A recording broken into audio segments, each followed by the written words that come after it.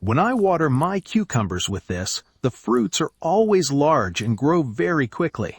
That's why today I want to share this simple homemade natural fertilizer with you, because it can truly make a big difference. Before we continue, write in the comments what you usually use to fertilize your cucumbers.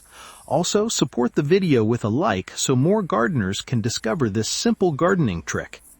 During this period, cucumbers use the most nutrients because they constantly produce new flowers and fruits. When the soil lacks important minerals, the plant quickly starts to weaken and the harvest becomes smaller.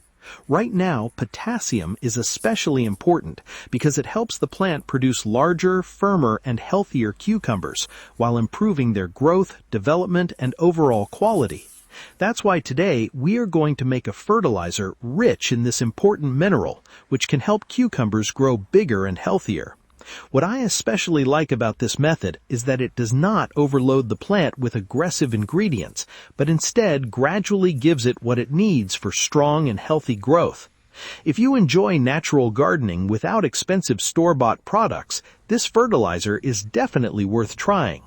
It is also important how you water your plants. Cucumbers like consistent moisture, but they do not like water sitting around their roots for too long. It's best to water them early in the morning or later in the evening when the sun is not too strong. This helps the plant retain moisture more easily and reduces stress during hot days. Another important thing is to avoid watering the leaves because fungi can develop more easily and the leaves may start turning yellow. And now, let's make the recipe. Add 1 tablespoon of wood ash to 1 liter of water and mix well. Leave it to sit overnight. Use this fertilizer every 10 to 14 days. 1 cup per plant is completely enough. Do not overuse it because even a small amount can give the plant a strong boost for growth and the production of new fruits. Thank you for watching and feel free to share this video with other gardeners.